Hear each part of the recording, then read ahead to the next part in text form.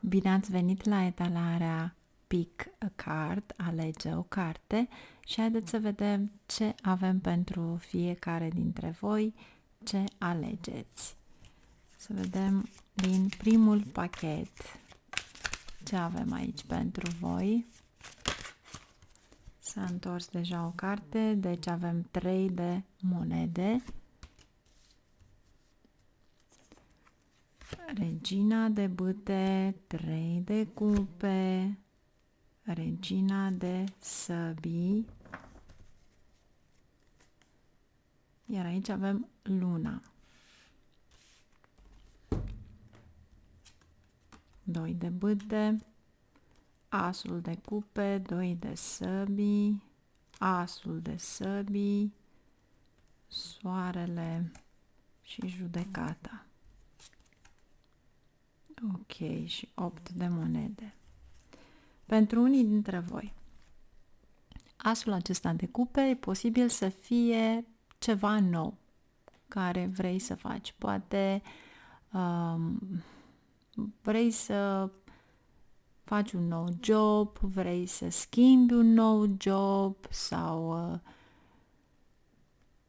poate vrei să lucrezi la ceva la care ți-ți face plăcere, asul acesta de cupe, dar vezi tu aici ce nu știi.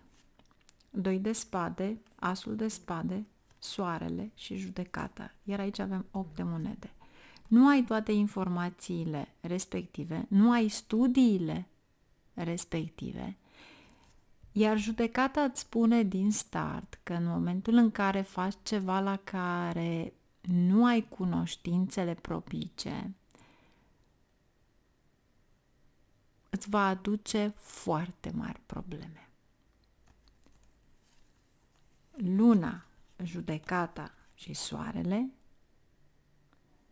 va fi o creștere a problemelor. În plus, luna pentru unii dintre voi și 2 de bâte, și aceștia care de fapt nu vorbesc prea mult, vă spune că și judecata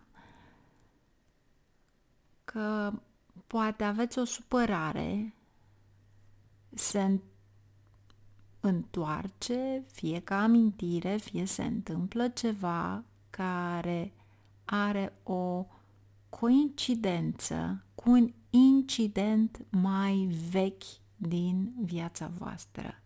Dar am senzația că se întâmplă acel lucru pentru a vă atrage atenția că faceți o greșeală. Și atunci când am așii aceștia întorși, bineînțeles, și 2 de spade, e posibil să ignorați oamenii pentru că deveniți suspicioși. Dar asta înseamnă că ai multe gânduri negative. Ce este soluția? Soluția este să lucrezi cu ceea ce știi deja și ai experiență, să încerci să fii corect în ceea ce prestezi, adică și în fața celorlalți sau cu cei cu care lucrezi, bineînțeles. Iar regina de spade nu este numai corectitudinea, dar este semnarea unui act sau clarificarea unei condiții aparte în momentul în care vreți să faceți afaceri cu cineva, pentru că aveți de 3 ori acest 3 de monede, 3 de cupe. Abundența o veți face, dar nu prin ceva nou, ci prin ceva care vine acum pe moment și posibil să nu țină prea mult. De ce? Pentru că aici îmi spune dureri de cap.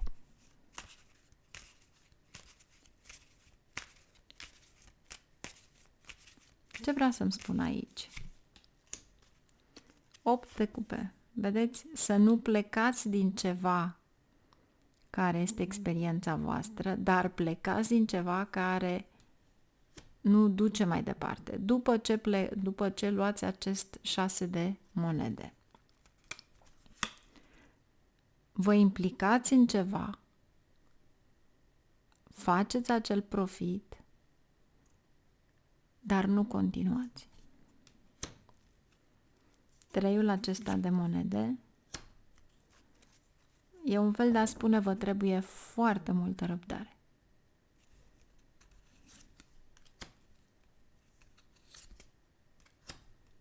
Planificarea unei călătorii peste hotare sau ceva la care să aflați toate informațiile nu este chiar atât de ușoară și vă arată din start.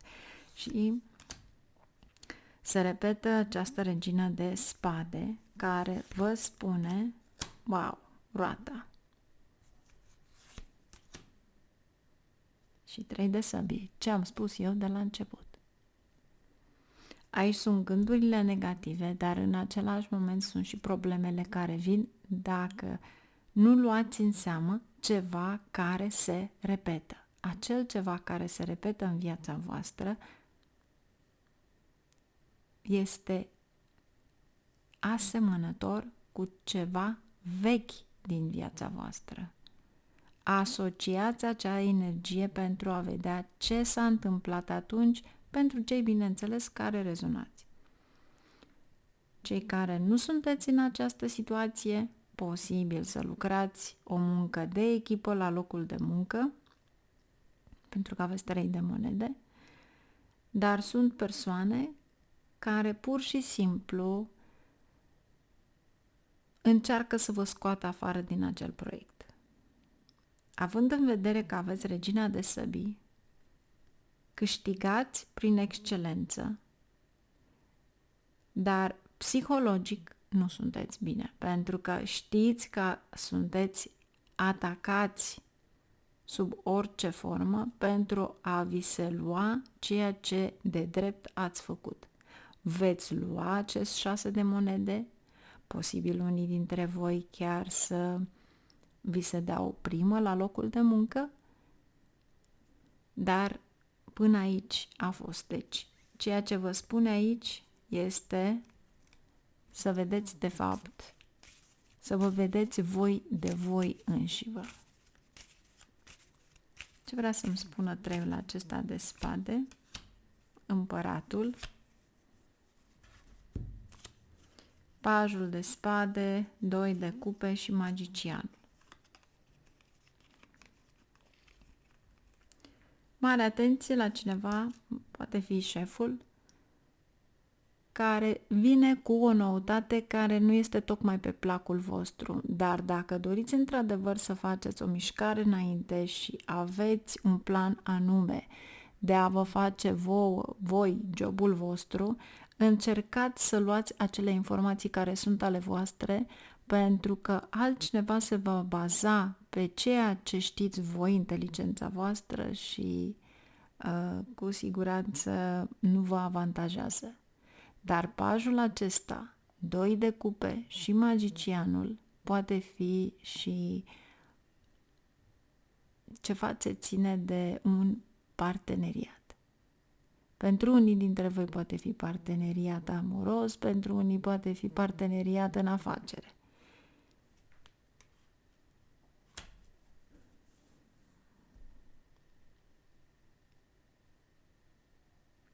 Este o etalare super frumoasă atunci când este vorba de un parteneriat prin care îl clarificați total. Pentru a fi avantajos atât dintr-o parte cât și din cealaltă.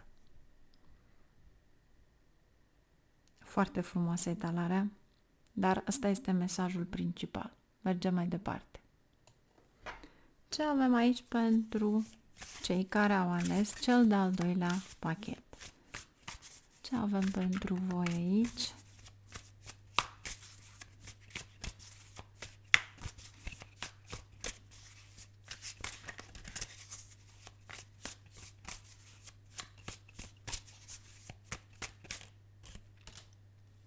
Turnul.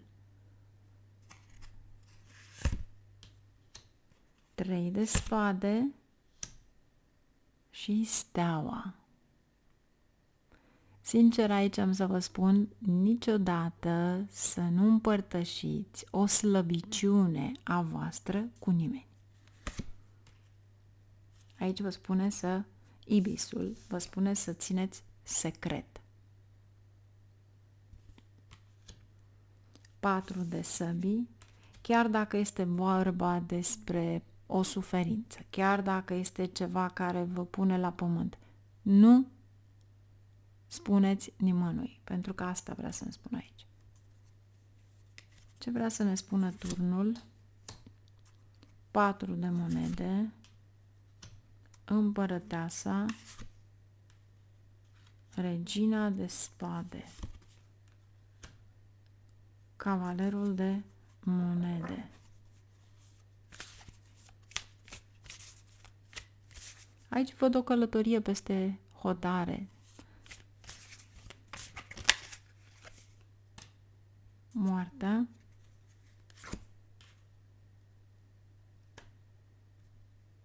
Și 2 de cupe. O schimbare. Moartea. Moartea este un secret, este o răceală, este ceva la care nu se spune, plus aveți Marea Preoteasă. Ei bine, vă voi spune o glumă care îmi vine imediat acum în minte. Una din mătușile mele, care îmi place foarte mult de ea,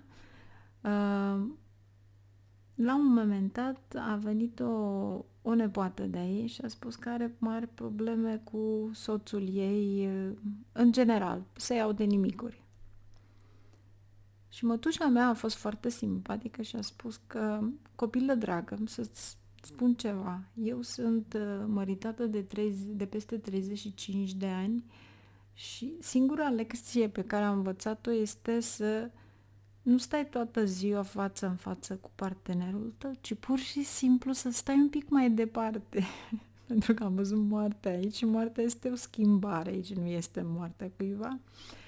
Și nu mai sta pur și simplu în fiecare zi. Păi zice, e soțul meu.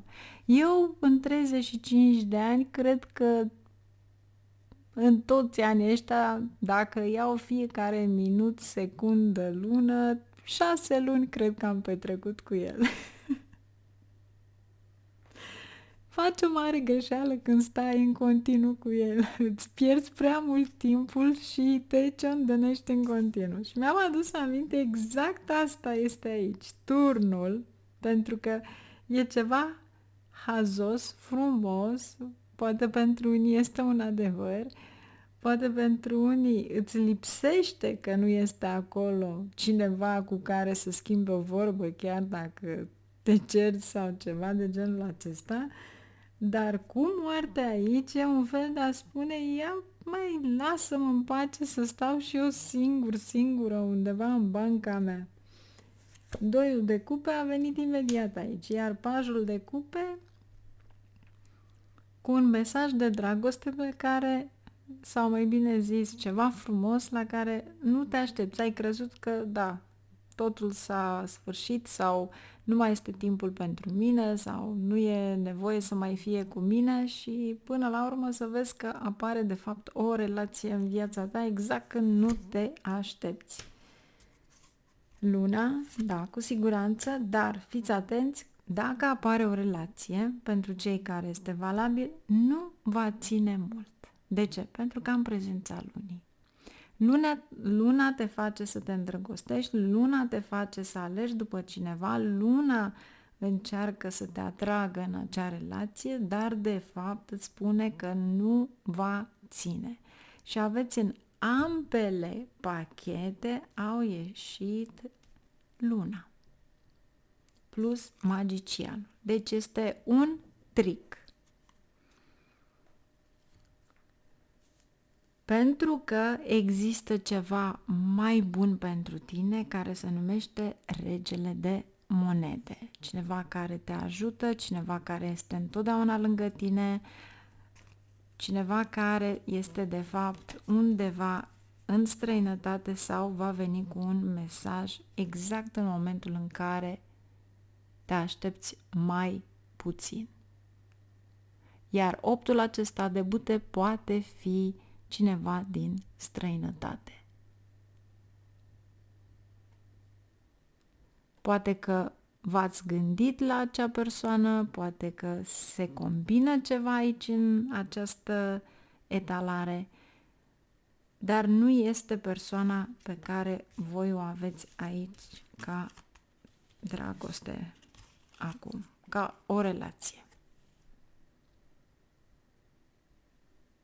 Este de fapt aici. E un fel de a vi se amăgi ochii, mintea, inima cu cineva care apare spontan, dar acel cineva care apare de fapt pentru a nu avea voi parte de acest rege de monede. Se repetă ceva? Pentru a vi se lua accesul la ceva mai bun. Foarte frumoasă etalarea. Numai bine, la revedere și ne auzim. Zâmbiți mai mult!